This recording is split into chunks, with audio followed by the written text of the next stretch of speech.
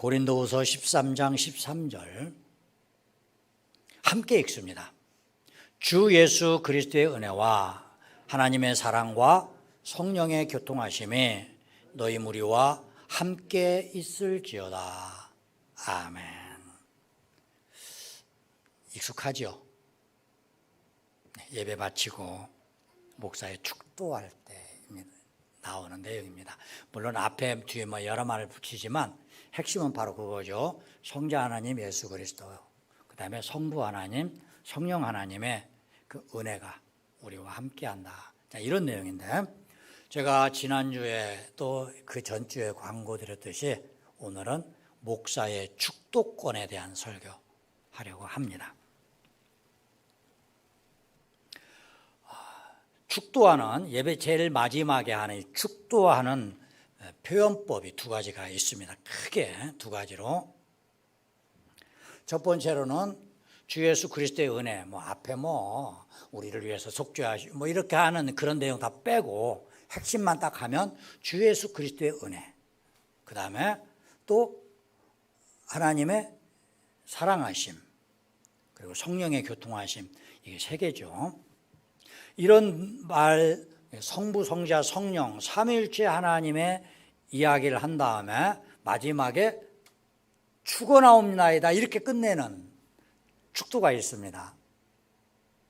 또 어떤 데를 가보면 제일 마지막에 있을지어다 이렇게 끝내는 축도가 있어요. 여기에서 계실지어다 하면 이것은 맞지 않는 겁니다. 있을지어다, 둘 중에 하나예요. 축원 드립니다, 아니면 있을지어다. 축원 드린다는 것은 우리가 하나님께 요청하는 것이고, 있을지어다 하는 것은 하나님의 권위가 여기에 임한다는 뜻이죠. 많은 교회들이 축원하옵니다, 하옵나이다, 축원드립니다 이런 식으로 축도를 마칩니다. 반면에 우리 합동 측에서는, 그리고 합동과 같은 그런 정치 체계를, 또 보수주의를 추구하는 그런 교회들은 있을지어다 이렇게 한단 말이죠. 즉 있을지어다 하고 마치는 이 축도, 자칫 거만하다 이렇게 느껴질 수가 있습니다. 특별히 우리 한국 사람들은 존댓말, 반말에 대해서 굉장히 예민하잖아요. 국회에서 국정감사 한다든가 청문회 하다가도 네가 왜 나한테 반말해 이런 식으로 싸우면 어처구니 없는 애들 장난 같은 일이 벌어지는 게 그만큼 민감하기 때문입니다. 우리 한국 사람들이 유난히 심하죠.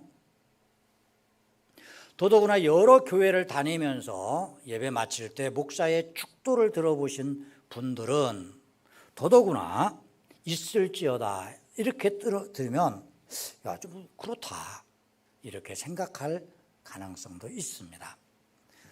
그래도 저는 나이가 이제 60대 중반에 들었으니까 목사님도 어느 정도 나이 연세 있으니까 그럴 수 있지. 그런데 이제 막 30, 우리 합동 측에서는 아무 결격 사유가 없으면 최소 연령이 30세입니다. 30세에 목사 안수를 받고 축도하라고 그랬더니 이제 새파랗게 젊은 사람이 있을지어다 그러면 네 부모 세대도 여기 앉아 있는데 이런 생각이 든단 말이죠. 그리고 이 축도는 오직 목사만이 가능합니다. 강도사, 어느 교단에서는 준목이라고도 하고, 또 전도사, 일반 장로, 일반 집사 절대 하면 안 되죠. 오직 목사에게만 주어진 그런 축도권입니다. 이것은 성경적 근거를 갖고 있는데, 우리가 오늘 읽은 고린도후서 13장 13절뿐만 아니라 여러 군데 발견됩니다.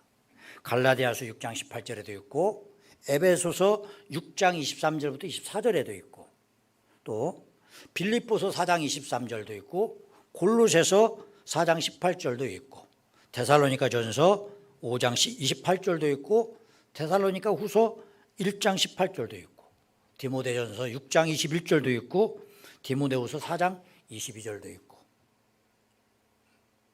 그런데 다 몇 장 몇 절인 걸 몰라도 상관없어요. 근데 공통점 하나가 있습니다. 그 성경의 제일 마지막 장, 제일 마지막 절에 있다는 거예요. 아니, 사도 바울만이 갖고 있는 독특성인가 보다 이렇게 생각하시면 안 되는 게, 사도 바울이 쓰지 않았다고 추정되는 히브리서, 그리고 베드로 사도가 썼다고 쓴 베드로전서, 베드로후서, 그리고 예수님의 네 번째 동생이면서 목회를 했던 유다, 요한계시록 바로 앞에 있는 한 장짜리 성경 있죠, 유다서, 여기에도 마찬가지로 바로 이 축언이 있어요. 제일 마지막 장, 제일 마지막 절에 이런 성경적인 뒷받침이 있기 때문에 예배를 마칠 때 축도를 하는 겁니다. 누가 한다고요? 목사만이 가능한 거예요. 자, 그렇다면 여기서 목사라는 직책이 뭔지 한번 우리가 살펴봐야 합니다.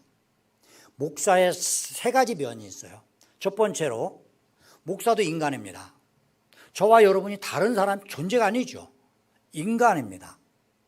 그리고 인간은 누구나 예외 없이 죄성으로부터 자유롭지를 못합니다. 조금 덜하고 더하고 할 수는 있어도 죄에서 완전히 자유로울 수는 절대로 없습니다. 또 그렇다고 해서 죄에서부터 멀어지기 위해서 속세를 떠나가지고 산으로 들어가는 거 어떻습니까? 산중영성 어때요?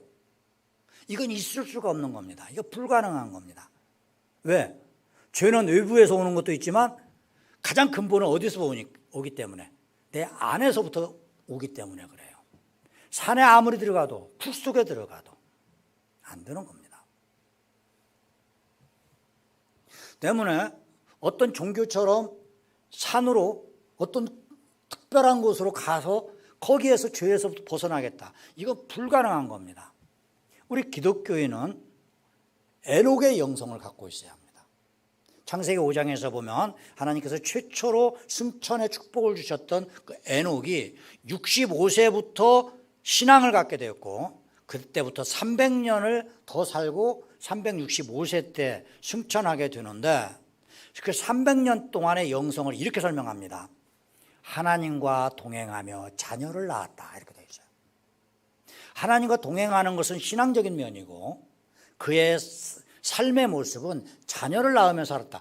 가정을 이루면서 그 가정 안에서부터 하나님을 드러내는 그런 신앙을 나타냈다는 뜻이죠. 이게 바로 예수님의 영성과 똑같은 겁니다. 때문에 인간으로서, 목사도 인간이기 때문에 마치 죄가 없는 의인인 양 하는 생각이나 말이나 행동은 극히 잘못된 것이고 유선에 빠질 위험성이 있습니다. 성경의 표현대로라면 의식에 빠져요. 의식. 겉으로만 화장했다 이겁니다.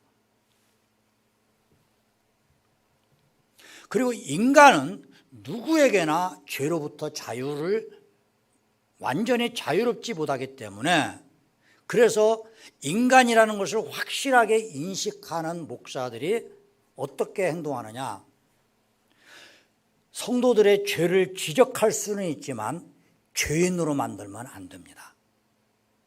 누구나 죄가 있어요. 그렇게 말하는 그 순간에 목사인 나 자신도 죄가 있는데 나는 의인인 양 하면서 어떤 성도의 죄 하나를 갖고 그를 죄인으로 만들면 안 된다 이겁니다. 우리가 그런 말 있죠. 죄는 미워하지만 사람은 미워하지 말라는 게 바로 이런 취지인데, 바로 이게 예수님의 방식이에요. 반면에 바리새인은 거꾸로 했습니다. 자신들이 의인인 양 생각했기 때문에 끊임없이 정죄를 했고 죄인을 만들었어요. 예수님은 어떻게 하십니까? 나는 죄인을 불러 회개시키러 왔다 그랬어요. 여러분, 죄인을 죄인으로 정죄해버리면 회개 기회를 박탈시켜버립니다. 너는 죄인으로 정죄를 해놨는데 언제 어떻게 회개를 시킬 수 있겠습니까? 반면에 바리새인은 어떻게 했느냐? 끊임없이 정죄를 했어요. 너 안식을 어겼어. 너 죄인이야. 너 병 걸렸어. 하나님한테 저주받았어. 너 죄인이야. 너 맹인 눈 안 보여. 너 하나님께 무슨 죄를 지었으니까 하나님 너를 처벌했을 거야. 너 죄인이야. 그러면서 끊임없이 너 죄인이야. 너 죄인이야. 너 죄인이야. 이게 바리새인의 유선이었던 거예요. 반면에 예수님은 어떻게 하셨다고요? 그의 죄를 지적할 망정. 그래서 죄를 지적해서 회개함으로 말미암아 그 죄인으로 정죄하지 않고 구원받게 하려고 하는 것이 예수님의 영성이었단 말이에요. 이게 에녹의 영성이고 또 우리들의 영성이 되어야 하는 것입니다. 자, 목사의 세 가지 면 중에서 두 번째, 그것은 성도입니다. 구원받은 성도라는 거예요. 하나님의 백성, 하나님의 자녀, 거룩한 백성 다 같은 말이에요. 구원받았다, 영생을 얻었다. 다 같은 말입니다. 거듭났다는 말도 같은 말이죠. 성도, 여러분 어떻습니까? 여러분, 성도가 더 귀한 이름입니까? 목사, 장로, 권사, 집사가 더 귀한 이름입니까? 너무나 많은 분들이 사실 여기에 지금 한국교회에 문제가 붙었어요. 아무것도 아니고 일반 직책이 없으면 저는 성도인데요. 목사, 장로, 권사, 집사가 훨씬 더 높고 그렇지 못한 쩌리들이 마치 성도로 도매금으로 넘긴 것처럼 표현하고 있어요. 아닙니다, 여러분. 목사, 장로, 권사, 집사 구원 못 받을 수도 있어요. 성도는 반드시 받은 자라야만 성도라는 말을 할 수 있는 겁니다. 그리고 초대교회에서 그렇게 무섭게 핍박받으면서도 끝까지 지켰던 것은 목사, 장로, 감독 이런 게 아니었어요. 성도라고 하는 이 거룩한 직분을 지키기 위해서 순교당하면서도 그걸 했던 거예요. 선도라는 말이 가장 우리에게 중요한 말입니다. 거룩한 백성이란 뜻이죠. 그런데 이 성도가 될 수 있었던 것은 내가 뭔가 잘나서 뭐가 착한 일을 많이 해서 공로를 쌓아서 자격을 얻어가지고 된 게 아니고 어떻게 된 겁니까? 오직 예수 그리스도의 십자가의 은혜로 우리가 구원을 받았단 말이에요. 은혜로 받은 거예요. 은혜로. 때문에 이걸 내가 구원받았다는 사실을 정확하게 아는 성도들은 어떻습니까? 절대로 교만할 수가 없어요. 왜요? 교만한 순간에 내가 한 것이 되어버리거든요. 예수님의 십자가의 공로는 사라져버려요. 모든 건 내가 한 거예요. 내가. 그러니까 저 믿음 없는 것들 이런 말들이 슉슉 튀어나오는 거예요. 저 방언 못하는 것들 슉슉 튀어나와요. 이것은 잘못된 겁니다. 은혜로 구원받았음을 확신하는 성도들은 그래서 그 은혜를 주시기 위해서 우리를 구원해 주시기 위해서 십자가에서 그 모진 고통뿐만 아니라 지옥까지도 감당하시면서 마귀와 싸워 승리하셨던 예수님의 이름을 높이고 그분의 은혜를 감사하고 그러면서 다른 성도들과 함께 기뻐하는 것, 이것이 성도의 바른 자세인 거예요. 때문에 목사라고 성도들을 지배하면 안 돼요. 어떤 교회, 어떤 목사들 중에서는 성도들을 마치 교인들을 자기 종처럼 하는 사람들 간혹 있긴 있어요. 자기 성공을 위해서 교인을 이용하는 목사가 되면 안 돼요. 그래서 성도라고 하는 가장 기본적인 자세를 놓쳐버린 목사에 불과한 겁니다. 때문에 성도라는 의식을 확실히 갖고 있는 목사들은 어떤가? 같은 성도들과 함께 주님께 나아가는 사람이 되는 거예요. 다만 목사이기 때문에 좀 공부도 더 많이 했고 신학적인 공부도 더 많이 했고 하나님과의 관계도 조금 더 밀접하고 하니까 반걸음 앞서서 다른 우리 교회 성도들의 반걸음 앞서서 너무 앞서버리면 이게 떨어지니까 반걸음만 앞서가는 그런 성도가 목사인 거예요. 그러니까 뒤에 성도들은 그 앞에 가는 성도로서의 목사라고 하는 그 성도의 줄을 따라서 가면 맹인이 맹인을 인도하면 구덩이에 빠져버리지만 성도인 목사가 인도하면 어떻게 됩니까? 모두가 함께 갈 수가 있는 거죠. 때문에 내가 좀 앞서간다고 해서 다른 자기 실력을 가시하며 다른 성도들을 무시하면 안 되는 거예요. 이게 목사의 두 번째 면인 성도입니다. 그리고 세 번째, 대리자라는 거예요. 대리자. 하나님을 대리한다는 겁니다. 구약 성경에서는 제사장이 그 역할을 했지만 하나님을 대리하는데 하나님의 뜻을 성도들에게 그 교회에 온 성도들에게 하나님의 뜻을 대신 전하는 자가 되는 거예요. 자, 예를 한번 들어서 우리 조선시대, 왕조시대 중에 조선시대에 어명을 전하는 사람들이 있었습니다. 의금부사들이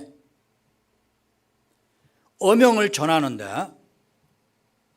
자, 어떤 대감이나 정승이나 이런 사람들이 죄를 지었어요. 그 사람을 처벌을 할 때 어떻게 하면 의금부사를 보내서 어명을 읽게 합니다. 그러면 이 의금부사는 정승이나 대감에 비해서 직책이 훨씬 낮아요.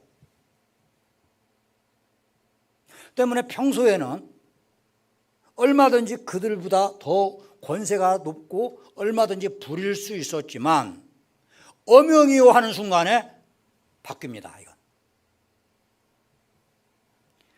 어명이요 하면 그 정승이건 대감이건 어떤 그 앞에서 무릎 꿇고 이 의금부사 한없이 자기보다 밑에 직분을 갖고 있는 의금부사지만 그 앞에 무릎 꿇고 귀를 기울여서 그 어명을 낭독하는 내용을 들어요. 그 안에 어명 속에는 왕의 말이 들어있지 의금부사의 말이 들어있는 게 아니에요. 때문에 어명을 대감 누구는 이런 죄가 있어서 심한 경우는 사약을 내리죠. 사약을 내립니다. 이러면 어떻게 돼요? 그러면 의금부사가 왕을 무시하는 것이 돼요. 그래서 내가 사명을 내리노라 이렇게 되는 겁니다. 어명이기 때문에요. 그래서 주 예수 그리스도의 은혜와 하나님의 사랑하심과 성령의 교통하심이 우리 이제부터 영원토록 함께 계실지어다 하는 순간에 어떻게 된다고요? 어명을 자기 멋대로 바꾼 꼴이 되는 거예요. 간혹 가다가 교인들 중에서 바른 교인도 있지만 안 그런 사람도 있잖아요. 목사님은 하나님의 종이고 우리는 하나님의 자녀니까 자녀가 종보다 높죠. 그러면서 목사를 아주 경홀히 여기는, 가볍게 여기는 사람들이 종종 있어요. 그럼 어떻게 됩니까?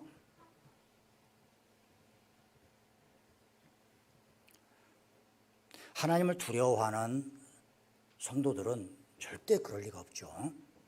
하나님을 안 믿기 때문에 그래요. 여러분, 그 성도들이 목사의 대리권을 무시하면 어떻게 됩니까? 대리권을 무시했어요. 목사님이랑 나나마다 똑같죠 뭐.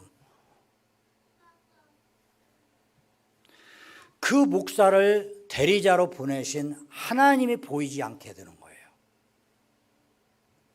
하나님이 보이질 않으니까 어떻게 됩니까? 목사인 사람만 보여요. 사람만. 이런 교인들은 목사를 어떻게 본다고요? 첫 번째, 인간으로서의 목사. 두 번째, 당신이나 나나 같은 성도로서의 목사. 이 두 개만 보이는 거예요. 이 두 개만. 그러다 보니까 목사를 대리자로 보내신 하나님을 무시해버리는 오류를 범하는 겁니다. 자, 여러분 다시 조선시대로 우리 잠깐 생각을 돌려서 그 의금부사를 무시했습니다. 네가 감히, 내가 대감인데, 대감은 판서죠. 정의품 판사. 정승은 정일품, 종일품, 정승들이죠. 물론 뭐 참판이라고 했지, 찬성이라고 그랬던가? 찬성이라고 했구나.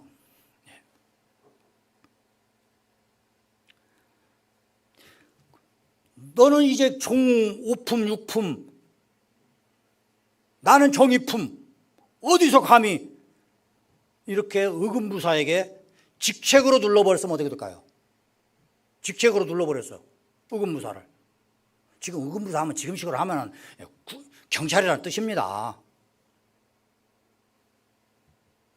그럼 어떻게 되죠? 어명을 전화해서 읽으라고 했던 그 의금부사를 무시했기 때문에 결국 누구를 무시한 꼴이 됩니까? 그 의금부사를 보낸 왕을 무시한 것이 되는 거예요. 옛날 고대 사회에서 전쟁을 할 때 보면 사신을 보냈어요. 사신. 그 사신을 무시하고 조롱하면 어떻게 됐는가? 그것은 바로 그 보낸 왕, 그 나라와 선전포고하는 것이 되었습니다. 그래서 전쟁이 시작된 거예요. 실제로 사무엘하 10장에서 보면 다윗 왕이 그 당시 암몬에 죽은 그 선왕과의 좋은 관계가 있었기 때문에, 그리고 새로운 왕이, 그 아들이 왕으로 등극했다는 말을 듣고 축하 사절을 보냅니다. 그런데 그 내부에서 정치 싸움이 벌어져 가지고 다윗이 보낸 이스라엘의 사신들의 수염을 이렇게 해가지고 반절 깎고, 그 다음에 그 당시 옷을 길게 입었는데 엉덩이가 보일 만큼만 남겨두고 잘라버리고, 그리고 쫓아내버렸어요. 그리고 어떻게 됩니까? 그게 바로 선전포고였어요. 그래서 다윗은 당연히 암몬을 쳐들어갔고, 결국은 암몬의 수도 라빠가 함락되는 그런 꼴을 당한 거예요. 아니, 내가 언제 다윗 왕이 당신에게 그랬습니까? 사신한테만 그랬을 뿐이죠. 이게 성립이 안 되는 겁니다. 왜? 왕의 이름으로 보냈기 때문에요.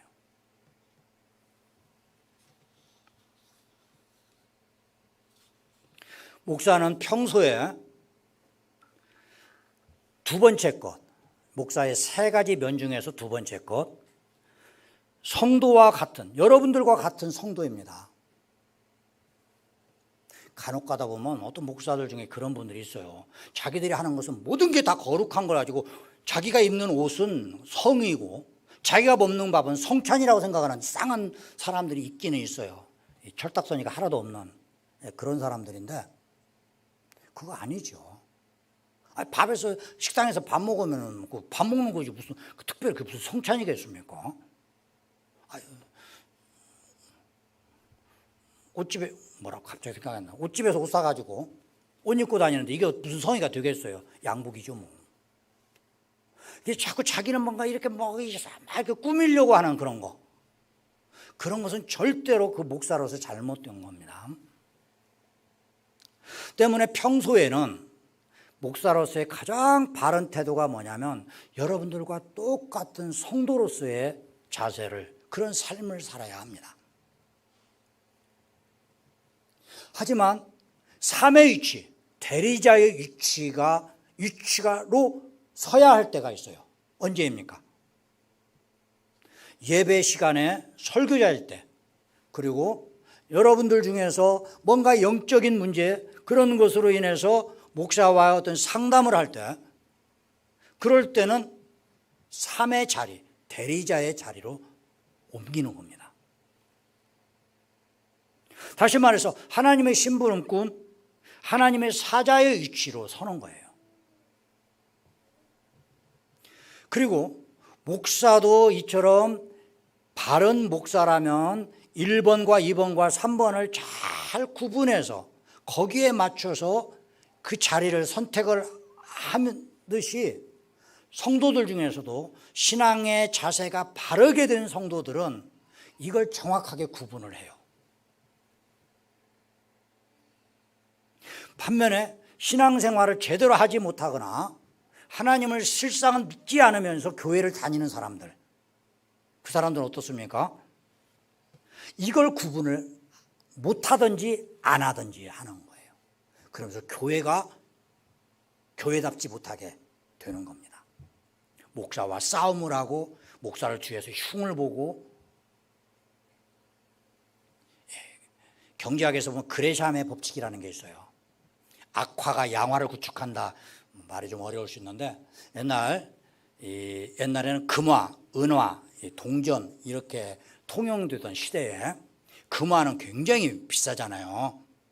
그래서 상인들이 금화하고 동전 막 이런 걸 막 돌 같은 거 넣어가지고 막 흔들어대면 이 금이 조금 약하죠. 그러다 보니까 조금씩 떨어져 나와요. 아주 작은 부스러기들이. 그런데 돌멩이나 돌이나 뭐 자갈이나 모래나 아니면 철 같은 게 부스러기 나와봤자 이게 뭐가 대단하겠습니까만은 금만큼은 다르죠. 손톱만큼만 해도 얼마나 큰 돈입니까? 그래서 막 흔들어 가지고 그 가루로 떨어지는 것들을 모아서 녹이면 또 하나 금화를 만들 수 있었다고 그래요. 그러다 보니까 어떻습니까? 원래 만들었던 금화보다 조금씩 흠이 생기기 시작하죠. 그러면 가치가 어때요? 원래 만들어진 것보다 이 가치가 적어졌지만 똑같이 통용되니까 상인들이 어떻게 해요? 결사적으로 흔들어서 점점 금의 가치를 작게 만들었어요. 근데 그렇게 하다 보니까 야, 이것보다 더 좋은 방법 하나 있지? 하고 금하고 다른 것하고 섞었어요. 싼 뭐 주석 같은 거다 섞어서 만들어 놓으니까 어떻습니까? 통용이 될 때는 금화로 통용되는데 만들 때는 훨씬 싸게 막히죠. 그러다 보니까 이게 만들게 됐고, 그러다 보니까 순수한 금화는 다 사라졌어요. 악화가, 나쁜 돈이 좋은 돈을 다 몰아내버리는 거예요. 교회 안에서 이렇게 신앙생활을 제대로 하지 않는 사람들이 득세하게 되면 어떻습니까?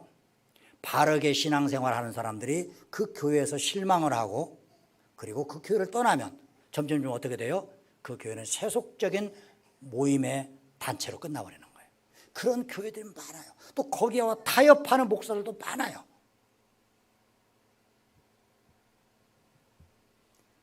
여러분, 강대상에 섰을 때는 철저하게 하나님의 대리자로 서야 합니다. 때문에 여기서 내가 하고 싶은 말 하면 안 되는 거예요. 어떤 사람 미운 사람이 있어. 그러면 설교 시간에 그 사람을 공격을 해서 여기에 있으면 여기 보면서, 여기에 있으면 여기 보면서 자기 말을 하고 안 돼요. 설교 시간에 그러면 안 돼요. 수지했을 때 어떤 사람이 저 얼마나 나쁜 놈인지 몰라. 설교 시간 하면 때려주세요. 그러더라고요. 제가 했을까요? 안 했을까요? 절대로 안 합니다. 성경 구절에 그와 같은 내용이 있으면 성경 구절을 풀어가다가 거기에 해당될 수는 있지만, 내가 의도적으로 그를 때리기 위해서 성경 구절을 선택하거나 아니면 왜곡해서 때리는 짓을 하면 안 돼요. 그것은 삶의 자리를 스스로 그 목사가 무시한 거예요. 강대상에 섰을 때는 하나님의 대리인 자격으로 서야 되고, 내려가면 여러분들과 동등한 자가 되는 겁니다. 이걸 잘 구분을 해야 돼요. 저는 저대로 잘 해야 되고, 여러분은 여러분대로 이것도 잘 해줬을 때 둘이서 합력해 그리스도의 몸을 만들어 가는 거예요. 아멘. 바로 이것이 창세기 5장의 에녹의 영성이었던 겁니다. 그리고 예수님이 말씀하셨던 그 시장의 영성이 바로 이거예요. 하나님께서는 성도에게 은혜를 베푸실 때 목사의 이 세 번째 자리, 대리자의 직책을 사용하십니다. 그것이 오늘 제가 묵상기도 시간에 읽었던 민수기서 6장 24절부터 26절의 내용이에요. 여호와는 내게 복을 주시고 너를 지키시기를 원하며, 여호와는 그의 얼굴을 내게 비추사 은혜 베푸시기를 원하며, 여호와는 그 얼굴을 내게로 향하여 드사 평강 주시기를 원하노라. 이렇게 하라 이겁니다. 그러면서 27절에 하나님이 이런 약속을 하십니다. 그들이, 제사장들이 내 이름으로 이스라엘 자손을 이렇게 축복하면 내가 그들에게 이렇게 복을 주겠다. 이 약속이에요. 여러분, 하나님은 어떤 개인을 사용하실 때도 있지만 직책을 사용하실 때가 훨씬 많아요. 솔직히 목사보다도 일반 교인들 중에서 유식한 사람 얼마나 많습니까? 세상적으로 부자도 많고 또 지식도 많은 사람이 권력을 갖고 물론 우리 교회는 없지만 그런데 많잖아요. 그런다고 해서 아이 목사님의 그래봤자 뭐 신학도 배웠고 더 나왔습니까? 내가 박사인데 이러지를 않아요. 그 앞에서 철저하게 아멘하는, 오히려 그런 글수도 더 그래요. 바르게 신앙생활을 하고 있기 때문에 그러는 거죠. 자, 목사의 세 가지면 인간, 성도, 대리자.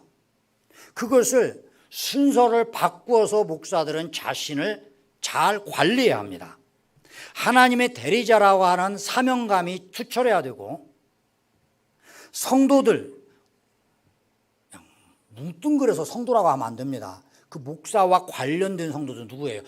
나와 여러분이죠. 여러분. 그 목사가 사역하는 교회의 교인들을 말하는 거예요. 그 성도들과 함께하는 것, 이게 두 번째. 그리고 스스로 항상 부족한 죄인에 불과하다는 사실을 깨닫고 겸손하게 정죄하는 대신 그의 죄를 지적을 해서 그 죄를 갖고 상한 가슴을 가지고 그가 십자가 예수님께 나아갈 수 있도록 인도해 주는 그런 역할을 잘 감당해야 하는 것입니다. 이게 목사로서의 자세고, 성도들은 어떻게 되는가? 앞장선자, 지도자나 선생으로서의 목사를 존경하고 따라야 합니다. 히브리서 13장 17절에 이렇게 하나님이 명령하셨어요. 너희를 인도하는 자들에게 순종하고 복종해라. 그들로 하여금 즐겁게 목회하게 하고 근심으로 하게 하지 말아라. 그렇지 않으면 너희에게 유익이 없느니라. 내 유익을 위해서도 목회자를 어떻게 해야 된다고요? 순종하고 복종하면서 즐겁게 목회하도록 도와야 한다는 거예요. 여러분, 목사와 선생하고는 좀 달라요. 학생들이 그 선생님을 미워할 수도 있고 관계가 나쁠 수도 있어요. 그래도 선생은 가장 중요한 역할 중에 하나가 지식 전달 아닙니까?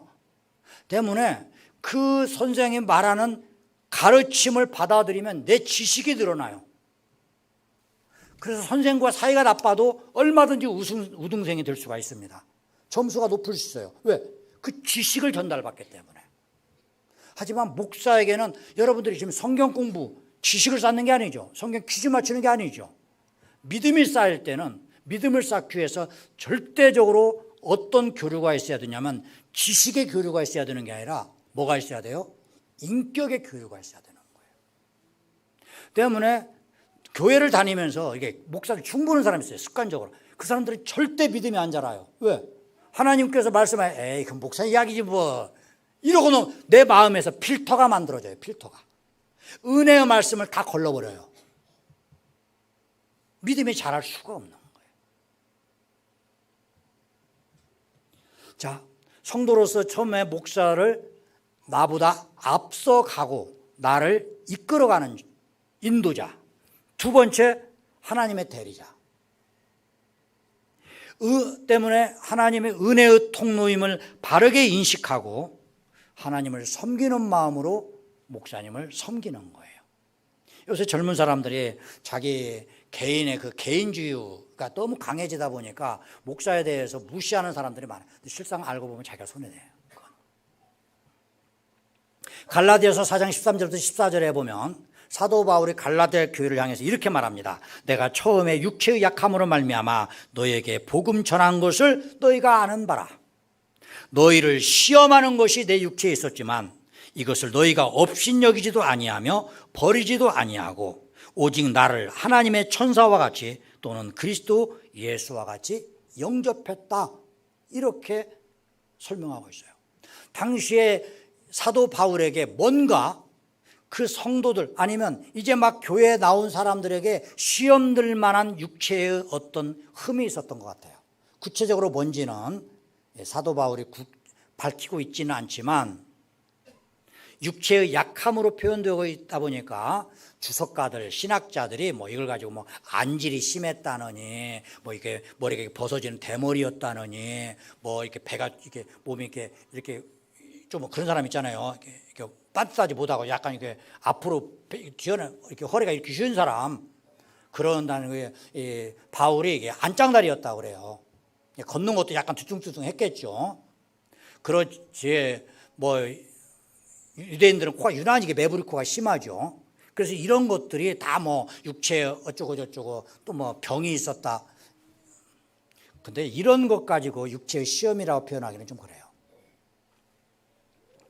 저는 뭐라고 생각했냐면 사도행전 14장에서 보면 루스드라 지역에서 돌 맞아 죽은 적이 있었어요.